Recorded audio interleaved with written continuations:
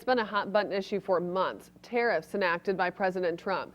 And now the federal government is offering $12 billion to farmers hit the hardest. KIMT News 3's Alex Jurgens is live in the newsroom after spending time with area farmers today. Alex, what do they have to say? Katie, the USDA says that payments will be dispersed to farmers by September. And I spoke with a couple of farmers, including those at Furley Farms, who say that while they support the bailout, something more long-term needs to be in place.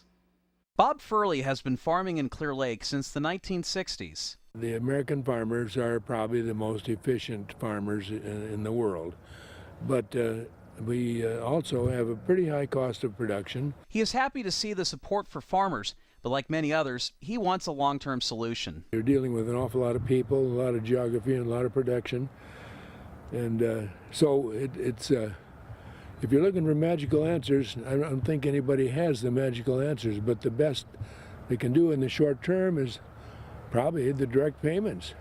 Chuck Grove farms nearby and supports free trade as opposed to tariffs. He says that while he doesn't believe tariffs are the best way to go about evening out the trade between the U.S. and other countries, something needed to be done. At the same time, our imbalance of trade is so huge between the country of China and the United States. I mean, we import 5 times as much from China as what we are able to export over there.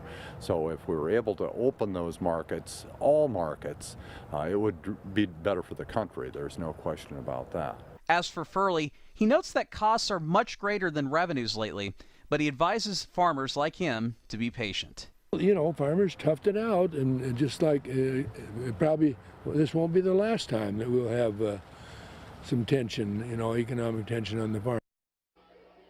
Now, Grove predicts that farmers will see a 25-cent per bushel return from the assistance, but would rather see the markets open after resolve to the issue and allow farmers to export back to prior levels to other countries. Live in the newsroom, Alex Jurgens, KIMT News 3. Thank you, Alex. And payments are expected to be distributed by September and continue through the harvest season.